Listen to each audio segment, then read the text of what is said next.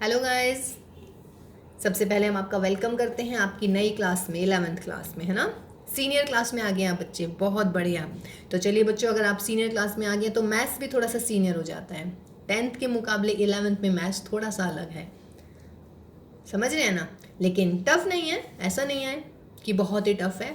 अगर आप अच्छा एक बात और बताइएगा, अगर आप लोग सीनियर बने हैं, आपका मैथ्स सीनियर बना है, तो भाई आपकी सोचने की पावर भी तो सीनियर बनी है ना। आपका माइंड भी सीनियर बना है, आपकी डेडिकेशन भी सीनियर बनी है। 1 ईयर, गॉट माई पॉइंट ना। तो जब बच्चों इतने सारे सीनियर मिल जाएंगे तो फिर मैथ्स कौन कह देगा कि भाई मैथ्स टफ होता है। मैथ्स टफ नहीं है, बस मैथ्स थोड़ा सा आपका ना टाइम मांगता है। आपके पास टाइम होना चाहिए, ठीक। कंसेप्ट आपके क्लियर होने चाहिए, फॉर्मूले आपको लर्न होने चाहिए। और फिर देखिएगा जरा मैथ्स, आप मुझे क्या कहने वाले हैं फिर कि मैम मैथ्स से अच्छा तो कुछ भी नहीं है, maths is really fun, maths is really awesome. Exactly, है ना। तो चलिए भाई, इसी जो है, इसी क्या बोलते हैं, इसी दृढ़ इच्छा के साथ हम शुरुआत करते हैं आज आपकी 11th क्लास की फर्स्ट क्लास में। आज हम आपका वेलकम करते हैं। चैप्टर नंबर भी फर्स्ट है, ठीक। और चैप्टर नंबर फर्स्ट का नाम है सेट्स। तो आज हम सेट की शुरुआत कर रहे हैं, ठीक है। अच्छा अब देखिए बेटा, ऐसा नहीं है कि आपने सेट जो है, ये पहली बारी में आपसे सेट ऐसे मैंने आपको सेट पहली बार बोला है तो आपने पहली बार ये वर्ड सुना है, नहीं नहीं। देखिए, किचन में बहुत इस्तेमाल करा है आप लोगों ने, बहुत ज़्यादा। आपने नहीं तो आपकी मदर्स ने, आपकी जो मदर्स हैं उन्होंने, सबने, मदर ने तो ज़रूर बोला होगा कि जाना बेटा डिनर सेट उठा के लाओ जरा, मेहमान आने वाले हैं। सुना है डिनर सेट, सभी ने सुना होगा, है ना। टी सेट सब ने सुना होगा, है ना। मम्मी कभी शादी में जाती हैं तो बोलती है ना, अरे मेरा बैंगल सेट लेके आओ भाई। तो ये सब क्या है, इसका मतलब आपने तो सब सुना हुआ है। आपको क्या समझाऊँ भाई मैं, आपको तो सबको पता है, आपने तो ऑलरेडी सेट यूज़ किया हुआ है या नहीं। डिनर सेट आपने सुना हुआ है, टी सेट आपने सुना है, बैंगल सेट आपने सुना हुआ है, ठीक है। और सोफ़ा सेट, जब मम्मा थक जाती हैं तो बोलती है ना, चलो भाई सोफ़ा सेट की ज़रा सफाई कर दो, इसको सेट को साफ़ करो जरा, इधर उधर हिला उला के इसके नीचे से झाड़ू निकालो, ये करो वो करो, होता है सब कुछ ऐसा। यस, तो this is sofa set again. तो ये सेट वही तो है, नहीं ऐसा नहीं होता बेटा। मैथ्स में अगर सेट लिखा है, समझ रहे हैं, तो वो सेट का मतलब अगर आप इंग्लिश की किसी किताब में पढ़ेंगे तो सेम ही रहेगा। बस हाँ, हम डेफिनेशन बता देते हैं। देखिए मैथ्स वाले थोड़ा लॉजिक से तो चलते ही हैं भाई, है ना। हर वर्ड, कोई भी वर्ड लिखोगे तो उसके पीछे लॉजिक होना चाहिए, उसके पीछे रीज़न होना चाहिए। वो बात अलग है कि हम थ्योरम का शुरुआत करते हैं लेट से और लास्ट में कर देते हैं हैंस प्रूव्ड। वो तो हमारी खास बात है मैथ्स वालों की, कोई बात नहीं उसमें, तो ये तो सब चलता है, ठीक है। तो देखिए सेट कुछ नया नहीं है बच्चों आपके लिए, या सेट नया लग रहा है, नहीं ना, बिकॉज सेट है। सेट आपने देखिए कुछ वर्ड्स हैं आपने पहले पढ़े हुए हैं सारे के सारे, या नहीं, ठीक। तो चलिएगा, तो सेट तो कुछ नया नहीं हुआ। लेकिन अगर मैं आपसे कहने लगूँ डिनर सेट की बात चल रही है भाई, ठीक है। डिनर सेट में मैंने बोला है, जैसे डिनर सेट चल रही है, डिनर सेट में मैं बोल रही हूँ चौक, आप क्या बोलेंगे? नहीं मैम डिनर सेट में चौक कहाँ गई, नहीं आएगी, समझ रहे हैं। चलिए, अगर मैं डिनर सेट में बोल देती हूँ भाई प्लेट, आप कहेंगे यस मैम प्लेट तो आती है डिनर सेट में, क्लियर है। ऐसी टी सेट की बात चल रही है बेटा, टी सेट में अगर मैं बोलती हूँ आपको कप, आप कहेंगे यस मैम आ रहा है, ठीक है। अगर मैं बोलती हूँ पेंटिंग, आप कहेंगे नहीं मैम टी सेट में पेंटिंग कहाँ आएंगी। ऐसी बैंगल की अगर मैं बात कर रही हूँ, बैंगल सेट में बोल रही हूँ, तो बैंगल सेट में मैं चूड़ियाँ बोल दूंगी, कड़ा, कुछ भी जो भी होती हैं बैंगल्स, है ना, वो बोलूँगी तो आप बोल देंगे यस मैम आ रहा है बैंगल सेट में, ठीक है। पेन बोल दूंगी, आप कहेंगे नहीं मैम बैंगल सेट में पेन कहाँ आएगा, ठीक है। सोफ़ा सेट, सोफ़ा सेट में भी अगर मैं टेबल चेयर, है ना, या सोफ़ा, ठीक है, या सोफ़ा कम बेड इस टाइप से बोलूँगी तो आप बोल देंगे यस मैम इसमें भी आ रहे हैं। अगर मैं बोलने लगूँ बेटा बोर्ड, तो आप कहेंगे नहीं मैम बोर्ड कहाँ आता है सोफ़ा सेट में, है ना। तो देखिए इसका मतलब ये हुआ बच्चों कि अगर मैं सेट के बारे में बात कर रही हूँ, सेट मैंने बोला है ना, सेट एक वर्ड है, मतलब सॉरी सेट एक कलेक्शन है, ठीक है। देखिए dinner set collection of something, tea set collection of some objects, bangle set collection of some objects, sofa set collection of some objects, है ना। तो ये कलेक्शन तो है, लेकिन देखिए जैसे मैंने इसमें बोला प्लेट एंड चौक, आपने मना कर दिया, प्लेट के लिए आपने हाँ भर दिया, चौक के लिए आपने मना कर दिया। ऐसे मैंने इसमें बहुत सारे एग्जाम्पल्स दिए। आपने किसी चीज़ के लिए तो बोल दिया यस मैम इसमें आएंगे, लेकिन कुछ चीज़ों के लिए आपने बोल दिया कि नहीं मैम इसमें कैसे आ जाएगा ये वाली चीज़, समझ रहे हैं। तो इसका मतलब सेट कलेक्शन तो है, लेकिन अगर कलेक्शन की बात होती तो कलेक्शन तो मैं कुछ भी कर दूँ, नहीं, कलेक्शन में तो मैं बहुत सारी चीज़ें लिख सकती हूँ, अपने घर का सारा सामान कलेक्ट करके बता दूँ, आपसे पूछ लूँ कि बताइए सेट है या नहीं है। ठीक, तो देखिएगा सेट तो है, सेट होता है actually collection, collection of well defined. अब देखिएगा ये वेल डिफाइंड एक वर्ड आया है, ये मैं बताती हूँ आपको क्या होता है। Well defined distinct object, distinct means different,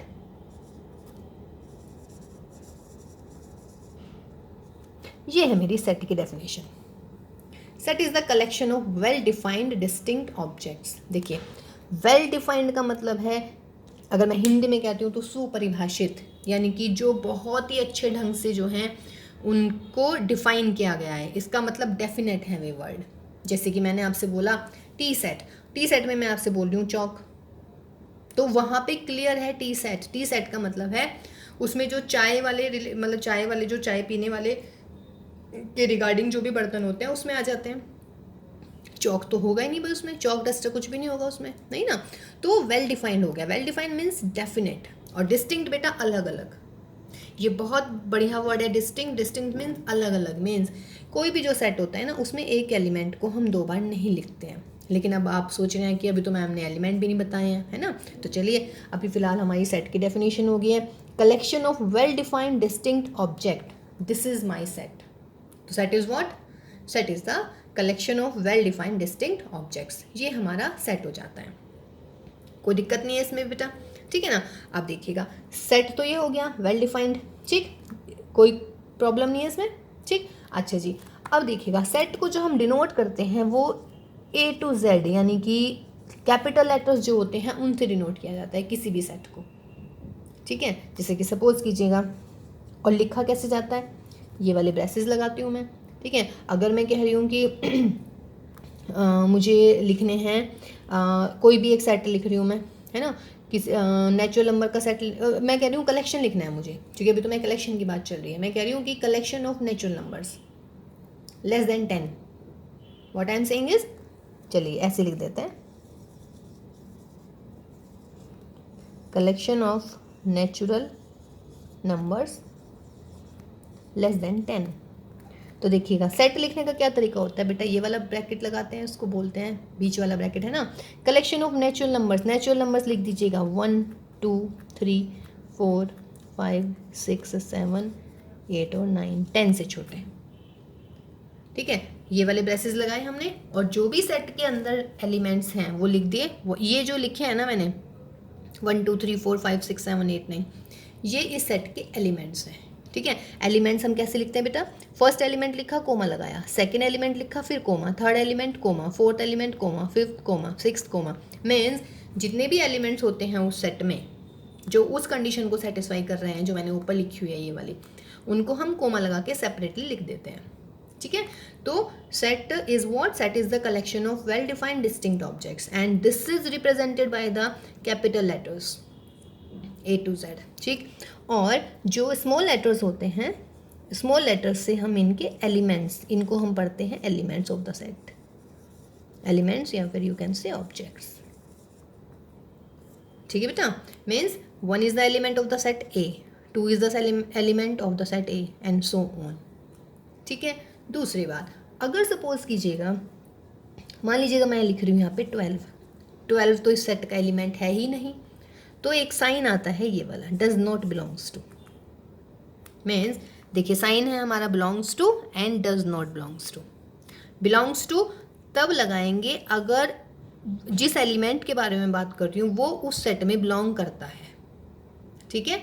और ये वाला साइन है डज नॉट बिलोंग्स टू, इसको हम पढ़ेंगे बेटा बिलोंग्स टू, बिलोंग्स टू, और इसको पढ़ते हैं does not belong to, does not belong to. जैसे कि 12, अगर मैं 12 के बारे में बात कर रही हूँ, 12 कहाँ है इस सेट में, नहीं है ना, तो 12 डज नॉट बिलोंग्स टू। अगर बेटा मैं बोलती हूँ 6 है इस सेट में, ये रहा, तो 6 बिलोंग्स टू A। कोई दिक्कत बेटा इसमें, ठीक है। ये सेट की बहुत सिंपल सी चीज़ है अभी, ठीक है। धीरे धीरे हम आगे बढ़ते चले जाते हैं, इसमें कोई दिक्कत नहीं है भाई। How to represent a set, अब वो बताते हैं। वेल डिफाइंड क्लियर है, चलिए वेल डिफाइंड के लिए एक और एग्जांपल लेती हूँ। सपोज कीजिएगा मैं आपसे पूछती हूँ the best cricketer of India, answer देखिए सबके अलग अलग आंसर आ रहे हैं भाई। कोई बात नहीं, मुझे सुन जाता है फ़ोन में, डोंट वरी अबाउट दैट। किसी ने कहा विराट कोहली, किसी ने कहा अजरुद्दीन, किसी को पसंद है, किसी ने कहा रोहित शर्मा, मेरे से पूछिएगा आप महेंद्र सिंह धोनी। तो भाई ये तो सबके आंसर अलग अलग हो गए हैं, है ना। Because the best cricketer means कि किसी के लिए कोई बेस्ट क्रिकेटर होता है, किसी के लिए सचिन तेंदुलकर होंगे या नहीं, सबके अलग अलग हो गए ना आंसर्स।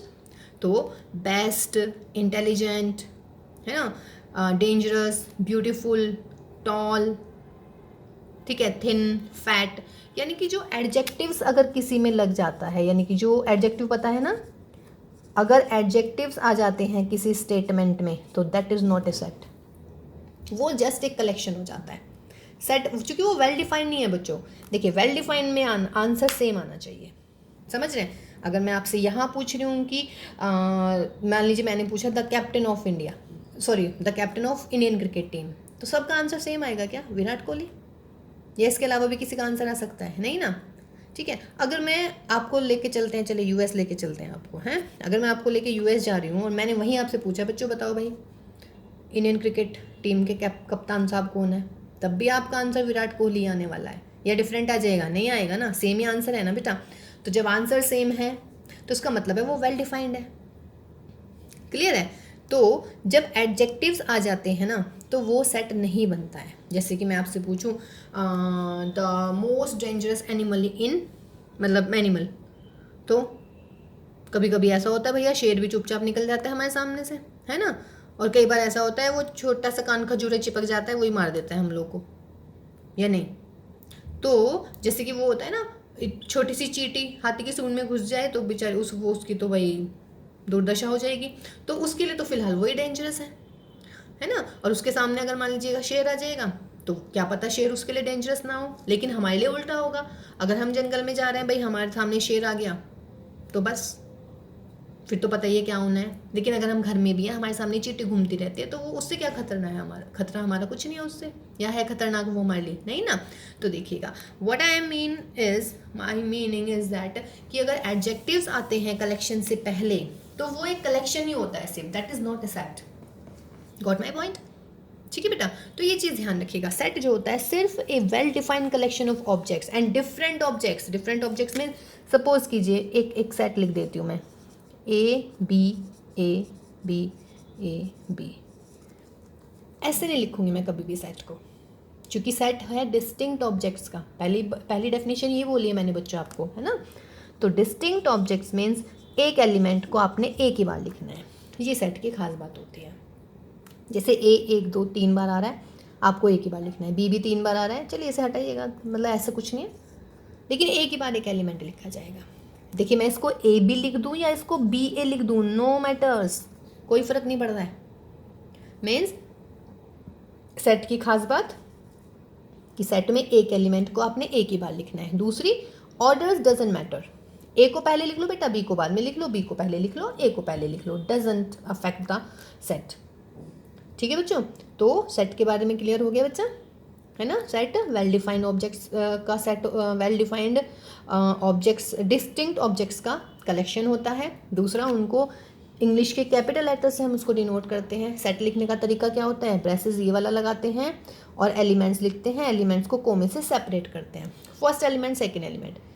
एक एलिमेंट को बार बार नहीं लिखा जाता सेट में, ठीक है। फर्स्ट एलिमेंट लिखा, कोमा लगाया, सेकेंड एलिमेंट लिखा, कोमा लगाया, और लास्ट में ब्रैकेट को बंद कर देते हैं, ठीक है बेटा।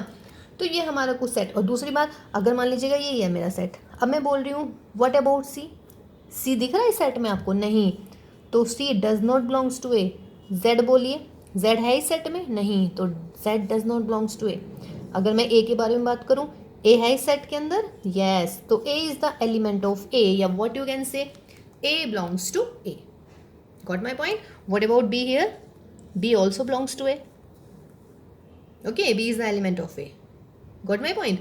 तो ये कुछ छोटी सी बातें जो भी हमने आपको बताई, ठीक है बेटा। चलिए, इसके अलावा अच्छा एक बात और बेटा, डिलीट हुआ है कुछ, मैंने वैसे आपको पीडीएफ भेजी है आपको, है ना, लेकिन चलिए डिलीट तो हो गया है, लेकिन देखिए इसी सेशन के लिए डिलीट हुआ है। लेकिन अगर आप बेटा एग्ज़ाम में आगे, मतलब आगे एग्ज़ाम देंगे, कॉम्पिटिटिव एग्ज़ाम्स देंगे, तब तो आपको ज़रूरत पड़ेगी, है ना। और देखिए चैप्टर्स जो भी डिलीट हुए, सॉरी टॉपिक्स जो भी डिलीट हुए हैं ना, वो हमें आगे ज़रूरत पड़ेगी, या तो हमें 12th में पड़ेगी उनकी, या 11th के चैप्टर्स आपस में कोरिलेट है, ठीक है। तो देखिए हम ना उसको बताएंगे ज़रूर आपको, ठीक है, क्वेश्चंस भी उसके करवाएंगे, but it's up to you. वैसे तो मैं आपको एडवाइस करूँगी कि आप लोग कर लीजिएगा उनको, ठीक है बेटा, ठीक। तो चलिए, तो सेट की डेफिनेशन क्लियर हुई बच्चों क्या होती है ना। Set well defined collection of distinct objects, वो भी कोई दिक्कत वाली बात नहीं है उसमें, ठीक है। चलिए अब हम सेट को, देखिए मैंने लिखना तो बता दिया वैसे सेट को, लेकिन फिर भी सेट को लिखने के दो तरीके होते हैं। मतलब how can we represent a set, we can represent a set in two manners. First one is tabular, tabular कह लीजिएगा, या लिस्टिंग मेथड बोल दीजिएगा इसको, या बेटा इसको बोल दीजिएगा रोस्टर मेथड।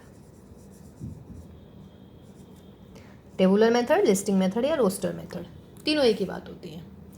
इसमें हम सेट को लिखते कैसे हैं ना, एक्चुअली हम इसमें सेट को लिखते हैं सेट ऐसे, ये तो नोटिफिकेशन बता ही दिया आपको मैंने। इसमें हम सेट के एलिमेंट्स लिख देंगे, जैसे कि first element comma, second element comma, third element comma, सारे एलिमेंट्स लिख देंगे जितने भी होते हैं।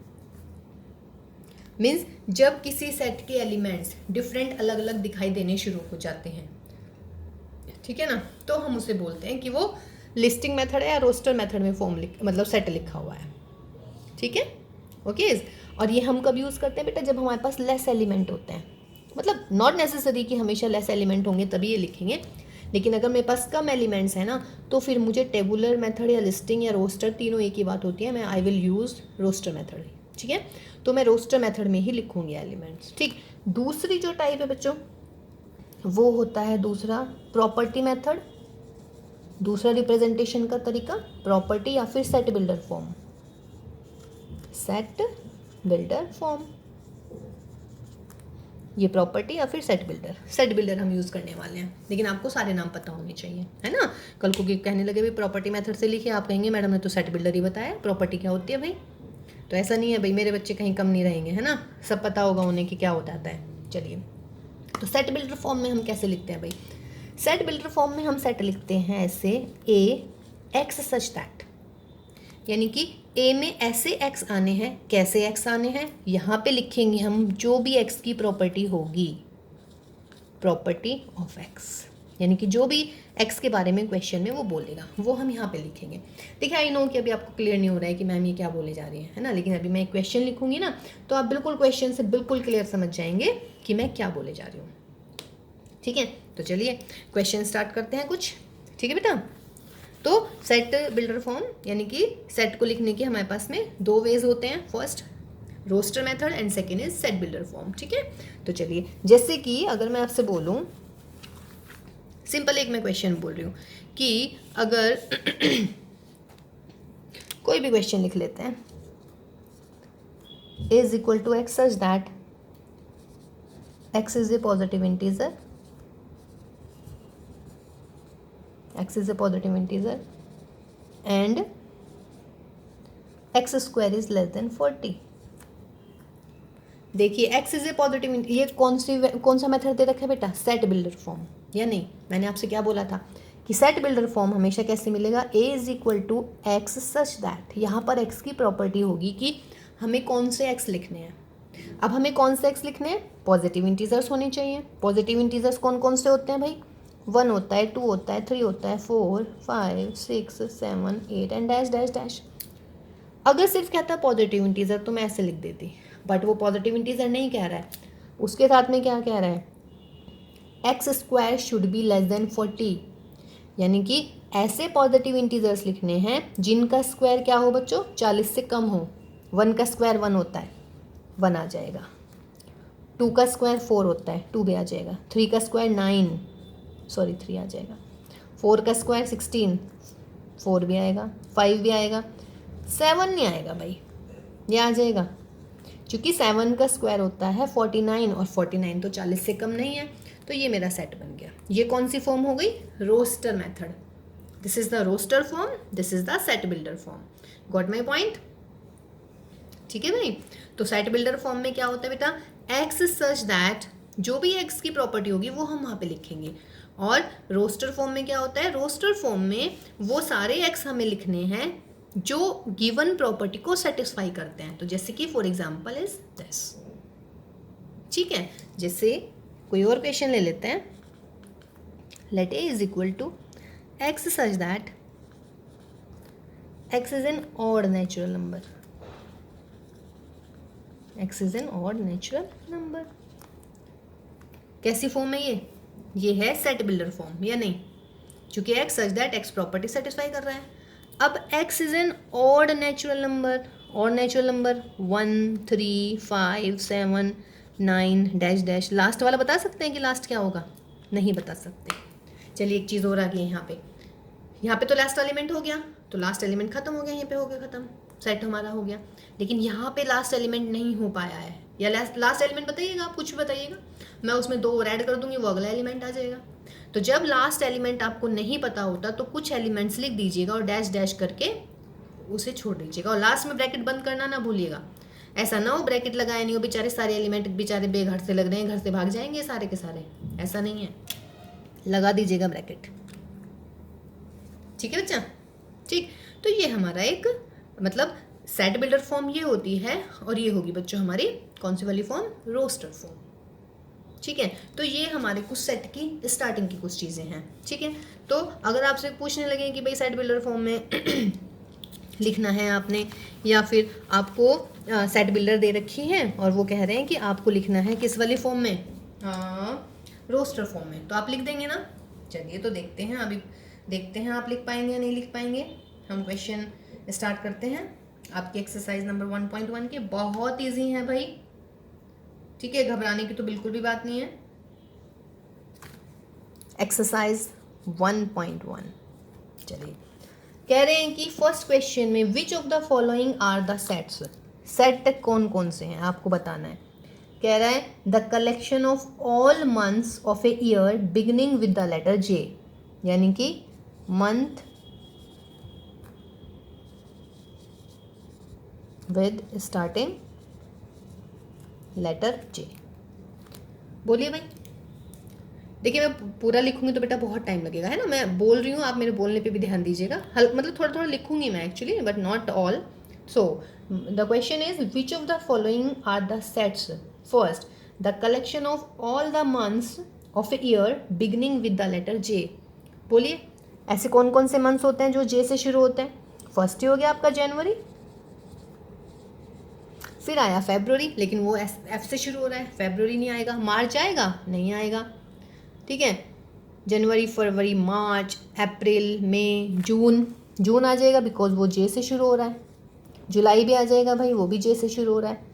फिर अगस्त आ जाता है, फिर सितंबर, अक्टूबर, नवंबर, दिसंबर, तो सिर्फ 3 आ गए इसमें, समझ रहे हैं? तो क्या होगा, ये सेट होगा ना, क्योंकि बेटे ये इसका आंसर हर जगह एक सा होना है, आप कहीं भी जाके पूछ लीजिएगा, किसी से पूछ लीजिएगा, सबका आंसर सेम ही आना है, ठीक है। और दूसरी बात, अगर मैं आपसे पूछती हूँ बताओ भाई मार्च, अगर सपोज कीजिए मेरा ये सेट है ए, तो आप क्या कह देंगे कि ma'am March is not the element of A, means you all will be sure, ये आप बिल्कुल श्योर होंगे इस बारे में कि मैम नहीं आएगा, इसमें नहीं आएगा। अगर बच्चों मैं आपसे पूछती हूँ कि व्हाट अबाउट जून, आप कह देंगे ma'am June is the element of A, है ना, that I told you earlier, ठीक है। तो फर्स्ट वाले का आंसर होगा, फर्स्ट वाली है, फर्स्ट वाला जो टाइप है आपका फर्स्ट, दैट इज यस, यानी कि वो सेट है। नाउ सेकंड है the collection of 10 most talented writer, most भी है भाई और टैलेंटेड भी है, वाओ, मोस्ट टैलेंटेड राइटर्स। बोलिए भाई, देखिए अब मोस्ट टैलेंटेड राइटर की बात चल रही है, किसी का कुछ होंगे राइटर, किसी के कुछ होंगे। अगर सपोज कीजिएगा, अगर मैं हूँ और आप हैं, एक बच्चा आ जाता है हमारे साथ में, ठीक है, अगर मैं आप हम दोनों के ही क्लैश कर जाएंगे भाई, किसी को प्रेमचंद पसंद है, किसी को प्रेमचंद पसंद नहीं है ना, हम पुराने ज़माने के लोग हैं, हमें प्रेमचंद ये सब पसंद है, आप लोग को चेतन भगत, है ना, ये वाले पसंद होंगे, समझ रहे हैं? तो आंसर हो गया अलग। और वैसे भी अगर आपको याद हो, मैंने क्लास के स्टार्टिंग में क्या बोला था, most talented means what, this is your adjective, किसी की खास बात ही बता रहे हैं, ये खास यानी कि उसकी बड़ाई हो रही है, तो this is not a set, okay. देखिए नेक्स्ट है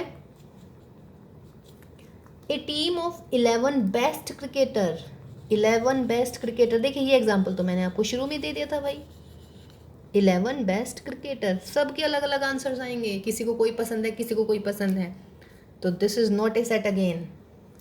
या ठीक ठीक समझ में आ रहा है ना बच्चों? बेस्ट क्रिकेटर्स, देखिए बेस्ट क्रिकेटर्स मैंने आपको एग्जांपल भी दिया था, 11 बेस्ट क्रिकेटर कह रहे हैं। आप सोच रहे नहीं मैम 11 तो सबके कम वो हो सकते हैं, लेकिन ज़रूरी नहीं है बेटा, किसी की लिस्ट में कोई आएंगे, किसी की लिस्ट में कोई आएंगे। और दूसरी बात, बेस्ट इज द एडजेक्टिव, यानी कि this is not A set again. Okay, the collection of all boys in your class, all boys in your class, गिन लीजिएगा भाई जितने भी हैं आपकी क्लास में बच्चे। हाँ यस, चलिए बहुत बढ़िया एग्जांपल आ गया है। All boys in your class, if I am talking about my school GSKV खजूरी खास, GSKV खजूरी खास, कन्या विद्यालय, तो कन्या विद्यालय में तो बॉयज़ पढ़ेंगे नहीं भाई, हैं? तो आप लोग के दिमाग में बच्चों ये तो नहीं आ गया कि जितने भी ये इंटर कॉलेज हैं, मतलब गर्ल्स वाले कॉलेज हैं, all boys in your class, तो जो लड़कियां 11th सेक्शन में हैं, जिनके जो मतलब मॉर्निंग शिफ्ट में हैं, उनकी क्लास में तो बॉयज़ पढ़ते ही नहीं हैं, समझ रहे हैं ना? लेकिन बॉयज़ नहीं पढ़ते, लेकिन सेट तो डिफाइन है ना। मीन्स अगर मैं आपसे कहूँगी राम, तो ऑल गर्ल्स क्या कहेंगी? मैम नहीं, ये तो आएगा ही नहीं सेट में, तो आप कहेंगे राम डजंट बिलोंग्स टू। अगर मैं कहती हूँ सीता, आप कहेंगे यस मैम बिलोंग कर सकती है, अगर सीता होगी उस क्लास में, तो मतलब उस स्कूल में हो सकती है ना, ठीक है। सो ये चीज़ ध्यान रखिएगा। देखिए all boys in your class means कोई भी बच्चा नहीं आया उस, मतलब आपके कन्या विद्यालय में कोई भी लड़का तो पढ़ता नहीं है, तो उसका मतलब है इस सेट में कोई एलिमेंट नहीं आएगा, तो मैं इसको ऐसे लिखूंगी। देखिए ये है मेरा एम्प्टी सेट, मैं अभी बताऊंगी जब मैं टाइप्स ऑफ सेट्स पढ़ाऊंगी ना बेटा, तब मैं इसमें पढ़ाऊंगी इसको। लेकिन फिलहाल मैं आपको सिर्फ ये समझाना चाह रही हूँ कि जैसे मैंने लिखा all boys in your class, तो आई थिंक मेरे बच्चों के दिमाग में ये आ गया होगा कि ये भी सेट नहीं है, क्योंकि भाई हमारे स्कूल में तो लड़कियां पढ़ती हैं, हमारे स्कूल में लड़के कहाँ पढ़ते हैं, तो आपके दिमाग में ये आ गया होगा ना कि ये भी सेट नहीं हुआ। बट देखिए इसमें एलिमेंट नहीं है, कोई भी एलिमेंट का ना होना ऐसा नहीं है वो सेट नहीं होगा, वो सेट होगा। अगर एलिमेंट नहीं होते हैं तो हम उसको पढ़ते हैं एम्प्टी सेट, यानी कि खाली, यानी कि वॉइड, यानी कि नल सेट, या I will tell you later. बस फिलहाल ये मतलब डाउट नहीं होना चाहिए बेटा, इसमें और इसमें ज़मीन आसमान का अंतर है। यहाँ मैं कह रही हूँ बेस्ट क्रिकेटर, तो भाई बेस्ट क्रिकेटर तो अलग अलग हो सकते हैं, लेकिन इसका आंसर सेम ही आएगा सबका। अगर मैं GSKV खजूरी खास के बारे में बात करूँगी ना, समझ रहे हैं, तो बेटे सारी लड़कियों का आंसर एम्प्टी ही आएगा, बिकॉज मेरे स्कूल में कोई लड़का पढ़ता ही नहीं है। और अगर मैं GSBVKK के बारे में बात करूँगी तो सारे लड़कों का एक आंसर आएगा, बिकॉज जो जो बच्चे उनकी क्लास में है वो उनके नाम लिख देंगे, आंसर में डिफरेंस तो नहीं आएगा ना, समझ रहे हैं? तो ये चीज़ आप ध्यान रखिएगा, ठीक है। And don't get confused with this कि ये तो सेट नहीं बनेगा, सेट बनेगा। ओके चलिए नेक्स्ट एग्जांपल देखते हैं। देखिए बेटा मैं क्वेश्चंस पूरे नहीं लिख रही हूँ, तो मेरे वर्ड्स पे भी ध्यान दीजिएगा मैं क्या बोल रही हूँ, है ना। चलिए नेक्स्ट इसका 6th पार्ट है,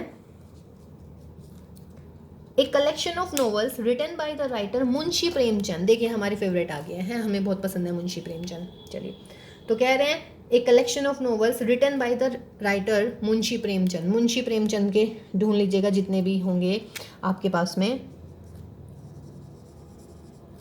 मुंशी प्रेमचंद के जितने भी नॉवेल्स होंगे बना लीजिएगा, एक सेट लिख दीजिएगा, गोदान एंड सो ऑन लिख दीजिएगा, जितने भी हैं आ जाएंगे आपके पास में सेट, ठीक है। और ये लास्ट वाला भी आएगा कोई एलिमेंट ज़रूर, ऐसा नहीं है कि ये अप टू इन्फिनिटी है, इन्फिनिटी नहीं है, काउंट हो जाएंगे, गूगल पे सर्च मारिएगा सारे आ जाते हैं। कह रहा है कलेक्शन ऑफ ऑल इवन, यानी कि ये सेट है इवन इंटीजर्स का सेट। इवन इंटीजर्स बोलिए, होते हैं ना इवन इंटीजर्स, क्या क्या 2 4 6 8 एंड डैश डैश। श्योर है सबका आंसर यही आने वाला है। अगर मैं बात करती हूँ इवन इंटीजर्स की, तो इवन इंटीजर्स में तो यही आएगा, ठीक है ना। डिफरेंट आंसर तो नहीं आ रहा बच्चों सबका, वेल डिफाइंड भी है, डिस्टिंक्ट भी है, तो दिस इज ए सेट। उसके बाद में 8th पार्ट में इसके क्या कह रहे हैं, 8th पार्ट में बोल रहे हैं the collection of questions in this chapter. Questions in this chapter very much easy भाई, अपनी NCERT की बुक खोलिएगा और जितने क्वेश्चन है इस चैप्टर में लिख लीजिएगा सारे क्वेश्चंस, तो this is also a set. सबका आंसर सेम आना है इसमें भी। 9th एक कलेक्शन ऑफ मोस्ट डेंजरस, देखिए ये भी एग्जांपल मैं दे चुकी हूँ, हाथी और चींटी वाला दिया था, याद हो तो।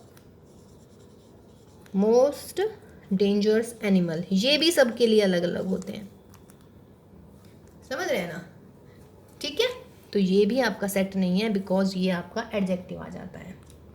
कोई दिक्कत है इसमें बेटा? ठीक है, चलिए जी क्वेश्चन नंबर 2 देखेगा। क्वेश्चन नंबर 2 में कह रहे हैं कि एक सेट दे दिया है हमने 1 2 3 4 and 5। Use the appropriate word. 5 के सामने क्या आएगा, 4 के सामने क्या आएगा, 8 के सामने क्या आएगा, 0 के सामने क्या आएगा, 10 के सामने क्या आएगा, 2 के सामने क्या आएगा। आने का मतलब यूज द अप्रोप्रिएट सिंबल, या तो बिलोंग्स टू या डज नॉट बिलोंग्स टू। ये साइन है बिलोंग्स टू का, ये है डज नॉट बिलोंग्स टू का, बताया ना। बोलिएगा 5 है क्या इसमें, ये रहा 5, तो 5 इज द एलिमेंट, यानी कि 5 बिलोंग्स टू ए। 4 है इसमें, यस 4 बिलोंग्स टू ए। 8 है यहाँ पर, दिख रहा है कहीं 8? नहीं है, इसका मतलब 8 डज नॉट बिलोंग्स टू ए। 0 दिख रहा है बच्चों? नहीं दिख रहा, तो डज नॉट बिलोंग कर दीजिएगा। 10 दिख रहा है यहाँ कहीं? नहीं है, does not belongs to A. 2 दिख रहा है? यस ये रहा, belongs to A. Very much easy, easy है ना सेट? या बहुत इजी है। देखिए मैं बार बार बोल रही हूँ बच्चों, प्रैक्टिस कीजिएगा, जो पढ़ाया जा रहा है उसको कल के लिए नहीं छोड़ना है कि कल कर लेंगे, साथ साथ कीजिएगा। और द मोस्ट इम्पॉर्टेंट थिंग, अगर कुछ समझ में नहीं आ रहा है ना बच्चों, तो पूछ लेना चाहिएगा, ठीक है ना? पूछ लेना चाहिए आप लोग को, ठीक? नहीं पूछेंगे तो फिर हमें कैसे पता चलेगा कि भाई आपको समझ आ रहा है या नहीं आ रहा है। पूछने में कोई शर्म नहीं होती है, ठीक है? पूछिएगा जो भी समझ में नहीं आता है। चलिए जी क्वेश्चन नंबर 3 देखते हैं बेटा। Write the following sets in the roster form. देखिए ए सेट लिखा है मैंने, x such that x is an integer, x is an integer, -3 less than or equal to x less than 7। अच्छा इससे पहले ना एक चीज़ बता दूं क्या, इससे पहले एक खास बात है, देखिएगा पॉजिटिव इंटीजर्स का जो सेट है, पॉजिटिव इंटीजर्स कौन कौन से होते हैं? पॉजिटिव इंटीजर को हम डिनोट करते हैं i प्लस से या फिर z प्लस से, या फिर हम इनको नेचुरल नंबर भी कहते हैं। नेचुरल नंबर जो काउंटिंग के लिए यूज़ होते हैं। कभी सुना है 2.5 आदमी जा रहा है? वो तो मजाक में कह देते हैं कि बेचारे 2 हल्के ठीक ठीक से हेल्थ के हैं और एक बहुत ही दुबला पतला सा है, तो कहते हैं ना, लेकिन काउंटिंग तो 3 ही होएगी ना उसकी, 2.5 नहीं होता कभी भी, या सुना है कभी? नहीं, है ना? चलिए तो पॉजिटिव इंटीजर्स कह लीजिएगा, उसको हम i प्लस से डिनोट करते हैं, i इंटीजर्स, z प्लस या z इंटीजर्स, या फिर नेचुरल नंबर। देखिए पॉजिटिव इंटीजर्स होते हैं बेटा 1 से शुरू, तो 1 2 3 4 and 5 and dash dash. Last element बता सकते हैं? नहीं, लास्ट एलिमेंट है ही नहीं। देखिए ये टाइप्स आएंगे, हम नेक्स्ट वाली क्लास में आपको टाइप बताने वाले हैं। दूसरा हो जाएगा बेटा, दूसरा सेट होता है हमारा नेगेटिव इंटीजर्स का। नेगेटिव इंटीजर्स मीन्स बच्चों i माइनस कह लो या z माइनस, उसमें आ जाएंगे negative integers. Negative integers -3 -2 and -1। ये इस वाले सेट को हम i माइनस या z माइनस से डिनोट करते हैं। ये ना स्टैंडर्ड नोटिफिकेशन होती है, मतलब इन सेट्स को कहीं भी किसी बुक में पढ़ लीजिएगा, यही नोटिफिकेशन मिलेगी। उसके बाद में आता है बेटा जस्ट इंटीजर्स, ना पॉजिटिव ना नेगेटिव। तो इंटीजर्स को हम डिनोट करते हैं z से, या फिर यू कैन से i। ये सेट कौन से हो जाएंगे बेटा? इसमें नेगेटिव और पॉजिटिव और 0 भी आएगा। यस ये था मेरा खास 0। यहाँ तक हो गया आपके नेगेटिव -1 तक, यहाँ से 1 से शुरू हो गए पॉजिटिव, 0 को भी इंक्लूड कर लिया तो मेरे बन गए इंटीजर्स, ठीक है? स्टैंडर्ड फॉर्म्स होती हैं। उसके बाद में बेटा होल नंबर्स का सेट, इनको याद रखिएगा भाई, ये काम आने वाले हैं मुझे। होल नंबर्स को हम डिनोट करते हैं बच्चों W से। नेचुरल नंबर में अगर 0 ऐड कर दूं तो वो होल नंबर बन जाते हैं, ठीक है बेटा? तो first set positive integers, second set negative integers, third set integers, और फिर फोर्थ सेट हो गया होल नंबर। और नेचुरल नंबर होते हैं आपके पॉजिटिव इंटीजर्स ही होते हैं, ठीक है? उसके बाद ये मैं इसलिए बता रही हूँ बिकॉज मैं आगे ना ऐसे नहीं लिखूंगी एक्स इज एन इंटीजर, मैं लिखूंगी एक्स बिलोंग्स टू जेड, तो आपको समझना पड़ेगा कि क्या मतलब है इस चीज़ का। इंटीजर्स हो गए। उसके बाद में बेटा आर होंगे आपके रियल नंबर्स का सेट, मीन्स सारे रियल नंबर्स का सेट होगा आर। सी होंगे आपके कॉम्प्लेक्स नंबर्स का सेट, कॉम्प्लेक्स नंबर एक इसमें चैप्टर है, कॉम्प्लेक्स नंबर जो अंडर रूट के अंदर माइनस आ जाते हैं, नेगेटिव ऑफ अंडर रूट, उन्हें हम कॉम्प्लेक्स नंबर पढ़ते हैं, करेंगे आगे, ठीक है। ये आपके रियल नंबर्स के सेट को हम कैपिटल आर से डिनोट करते हैं, कॉम्प्लेक्स नंबर के सेट को हम कैपिटल सी से डिनोट करते हैं। और बेटा अगर पॉजिटिव रियल नंबर हो तो बताएंगे, positive real numbers very good R plus, और बच्चों negative real numbers very good R minus, sorry inverse नहीं आर माइनस, ठीक है भाई। ऐसे ही बेटा अगर रेशनल नंबर का सेट होता है, रेशनल नंबर्स, रेशनल नंबर के सेट को हम डिनोट करते हैं क्यू से। क्या होते हैं? क्यू। रेशनल नंबर कैसे होता है? ऐसे एक्स जिनको हम पी अपॉन क्यू की फॉर्म में लिख पाए, वेयर प्योर क्यू क्या होनी चाहिए भाई? देखिए अब मैं लिख रही हूँ P and Q belongs to I, यानी कि पी एंड क्यू होनी चाहिए व्हाट? इंटीजर्स। मैंने कहा है ना, देखिए जो अभी सिखाया वही काम आ गया एकदम। रेशनल नंबर्स के सेट को हम डिनोट करते हैं कैपिटल क्यू से, और रेशनल नंबर कौन से होते हैं? X such that x is equal to, यानी कि ऐसे एक्स जो पी अपॉन क्यू की फॉर्म में लिख पाए, और what are the P Q? P and Q are the integer and Q should not be zero. कौन सी फॉर्म है ये सेट लिखने की? Yes, roster form. बहुत बढ़िया। अरे सॉरी सेट बिल्डर, सॉरी ये है हमारी सेट बिल्डर फॉर्म, ठीक है। और बेटा इरेशनल नंबर्स, इसको भी ध्यान रखिएगा, सारे इरेशनल नंबर्स का जो सेट होता है ना उसको हम डिनोट करते हैं किससे? टी से। किससे डिनोट करते हैं भाई? टी से। यानी कि टी का सेट होगा ऐसे रियल नंबर सच दैट, कौन से? या ऐसे एक्स, कौन से एक्स जो रियल नंबर होंगे बट रेशनल नहीं होंगे। देखिए जो जो अभी सिखाया है वो भी आपको साथ साथ बताया भी जा रहा है। क्या कहा है मैंने? रेशनल नंबर्स के सेट को किससे डिनोट करते हैं? क्यू से। और इरेशनल नंबर्स के सेट को किससे डिनोट कर रहे हैं हम? टी से, कैपिटल टी से। इरेशनल नंबर कौन से होते हैं बेटा? जो कि रेशनल नहीं होते। और रियल नंबर क्या होता है? रियल नंबर में सारे आ जाते हैं, रेशनल भी आ जाते हैं एंड इरेशनल। रेशनल और इरेशनल को अगर आप ऐड कर दो ना तो वो रियल नंबर का सेट बन जाता है, ठीक है। तो इरेशनल कौन से नंबर हो गए? ऐसे रियल नंबर, ये चूंकि x बिलोंग्स टू r है, x बिलोंग्स टू r का मतलब x is a real number, but x does not belongs to q, इसका मतलब x is not a rational number. और जो रैशनल नहीं होता वो क्या होता है? इरेशनल होता है। तो ये कुछ ना नोटिफिकेशंस हैं और ये स्टैंडर्ड नोटिफिकेशंस हैं, ठीक है। तो स्टैंडर्ड है, ये आपको याद ही रखना है। अगर मैं कहीं n लिखूंगी ना, कैपिटल n, हाँ, तो कैपिटल n का मतलब नीरा मैम नहीं है, कैपिटल N का मतलब है नेचुरल नंबर का सेट। Got my point? चलिए, अच्छा तो हम कौन से, अच्छा क्वेश्चन मिटा दिया मैंने, चलिए जी। Question number 3, write the set in the roster form. Roster form में लिखना है, इसका मतलब क्या हुआ भाई? x इज एन इंटीजर, यानी कि x है आपका इंटीजर्स, और -3x <7। इंटीजर्स हैं और कहाँ से शुरू हो रहे हैं? -3 से। अगला इंटीजर -2, अगला -1, अगला 0, फिर 1 2 3 4 5 6। कोई दिक्कत? नीचे खत्म। ये मेरा सेट आ गया या नहीं? ये कौन सी फॉर्म है बेटा?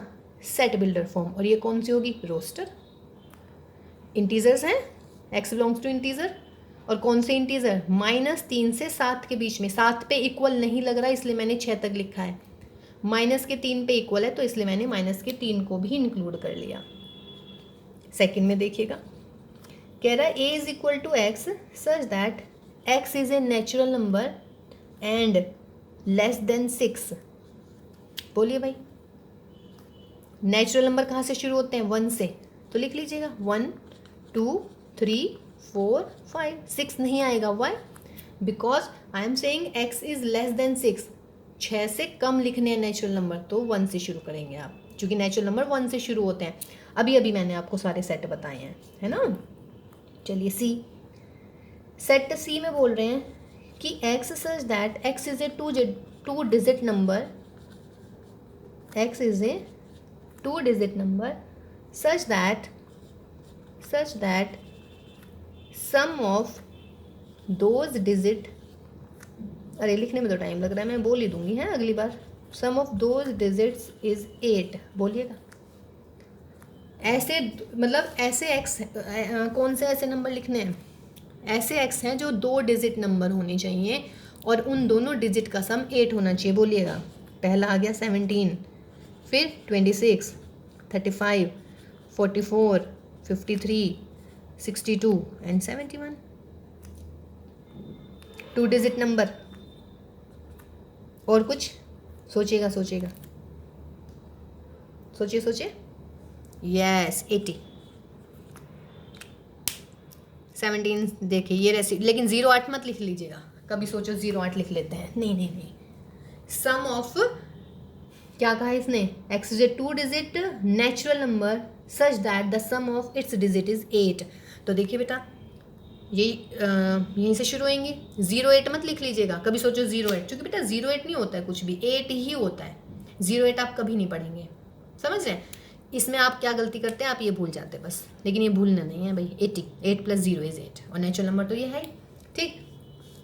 नेक्स्ट पोर्शन में ही इज सेइंग कि x is a prime number which is a divisor of 60। x is a prime number a is equal to x such that x is prime and divisor of 60। 60 के divisor बोलिए कौन कौन से होते हैं जो 60 को काट देते हैं, 1, 2, 3, 4, 5, 6, फिर 7, 8, 9 नहीं होता, 10, 11, 12 ये होता है ना, फिर 15, फिर 20, फिर हो गया बेटा 30 और फिर हो गया 60, यही होंगे क्या। देखिए इसके अलावा अगर कोई छूट जाता है तो सोचिएगा, यही है 1, 2, 3, 4, 5, 6, 10, 12, 15, 20, 30 एंड 60। ये अच्छा दिख नहीं रहा है, 30 एंड दिस इज योर 60, यहाँ से मिटा देते हैं। चलिए कह रहा है कि 60 के डिवीजर्स, तो 60 के डिवीजर्स लिख लेते हैं भाई, तो 60 के डिवीजर्स ये लिख लिए हैं। अगर मेरा क्वेश्चन होता कि 60 के डिवीजर ही लिखने हैं सिर्फ, तो मेरा आंसर ये हो जाता, but he is saying prime. Prime कौन से होते हैं, जिनके सिर्फ 2 फैक्टर होते हैं, एक तो 1 और एक वो खुद नंबर। 1 को कुछ नहीं लेते, 1 is not a prime number. सबसे छोटा प्राइम नंबर हमारा 2 होता है, तो मेरा सेट बनेगा 2। 3 भी प्राइम है, 4 प्राइम नहीं है, 5 प्राइम है, 6 भी नहीं, क्योंकि 6 2 और 3 से कट जाता है, ना 10, ना 12, ना 15, ना 20, ना 30, ना 60। तो ये आपका आंसर आ गया। प्राइम नंबर जिसके सिर्फ 2 फैक्टर होते हैं। फैक्टर्स कौन से, और एक तो वो खुद नंबर और एक 1 है ना। देखिए 5, 4 2 से कट जाएगा, नॉट ए प्राइम। 6 भी प्राइम नहीं है, 2 से कटेगा, ये भी 2 से कटेगा, ये भी 2 से, ये 3 से, ये भी 2 से, ये भी 2 से, ये भी 2 से, सारे कट जाएंगे। और कोई याद आ रहा है 60 का डिवीज़न, मेरे ख्याल से तो मैंने सारे लिख दिए हैं, ठीक है। बट देख लीजिएगा अगर थोड़ी गलती होती है तो प्लीज़ थोड़ा सा मैनेज कीजिएगा भाई। अच्छा जी, एक क्वेश्चन और नेक्स्ट कह रहे हैं E is the set of all letters in the word trigonometry। in the word trigonometry क्या है set, this is the set of all letters in the word trigonometry। इस वर्ड में जितने लेटर आ रहे हैं उनका सेट लिखना है। तो पहला लेटर क्या हुआ, टी, फिर कोमन लगाइए, आर, फिर कोमन लगाइए, फिर क्या आ रहा है बेटा आई, कोमा, फिर लगाइए जी, फिर कोमा, फिर ओ, फिर कोमा, ओ के बाद क्या आ रहा है एन, एन के बाद फिर कोमा, ओ मैं लिख चुकी हूँ, नहीं लिखूंगी, फिर आया मेरा एम, लगा लीजिएगा, फिर कोमा, ई भी नहीं लिखा, ई लगाइए, टी मैं लिख चुकी, आर भी मैं लिख चुकी, और वाई। तो दिस इज माई सेट। यहाँ पे कौन सी प्रॉपर्टी यूज हुई कि सेट में आप एक एलिमेंट को 2 बार नहीं लिख सकते, है ना। जैसे यहाँ पे ई नहीं, सॉरी क्या आ गया था, टी आ गया था, लेकिन टी मैं लिख चुकी हूँ तो मैं टी को नहीं लिखूंगी, आर भी मैं लिख चुकी थी तो मैं आर को भी नहीं लिख पाऊंगी, समझ रहे हैं, ठीक। जैसे कि कह रहे हैं नेक्स्ट में the set of all letters in the word better. The set of all letters, देखिए मैं लिख नहीं रही हूँ, आप मेरे बोलने पे ध्यान दीजिएगा। The set of all letters in this word, तो पहला लिखा लेटर बी, फिर लिखा ई, फिर लिखा टी दोबारा आ रहा है नहीं लिखूंगी, ई दोबारा आ रहा है नहीं लिखूंगी, आर। तो दिस इज माई सेट। कोई दिक्कत बेटा इसमें? सही है ना, इजी? चलिए बहुत बढ़िया। तो ये हुआ बेटा मेरा सेट बिल्डर फॉर्म से, सॉरी सेट बिल्डर फॉर्म कह रही हूँ मैं, हाँ मतलब सेट बिल्डर फॉर्म से हमने इसको किस में चेंज कर लिया है भाई? हमने इसको चेंज कर लिया था किस में? रोस्टर फॉर्म में। ठीक है, ओके। तो चलिए भाई आज की क्लास बस इतनी ही, नेक्स्ट क्लास में हम मिलते हैं बच्चों। तब तक आप सब अपना ध्यान रखिएगा, इस वाले जितने भी क्वेश्चंस कराए हैं, जो भी थोड़ा बहुत बताया है उसको बिल्कुल ध्यान से कंसंट्रेशन के साथ कीजिएगा। नेक्स्ट वाली क्लास में हम जो रिमेनिंग क्वेश्चंस बचे हैं वो करते हैं, and the next exercise that is the types of sets वो हम करने वाले हैं। तो टिल देन बच्चों bye bye and take care. और द खास बात जो है वो ये है, द खास बात बोला इस साइड है, चलिए कोई बात नहीं। जो खास बात है बच्चों वो ये है कि आप घर पे रहिएगा और सेफ रहिएगा, है ना? ठीक है, तो चलिए till then bye bye, take care.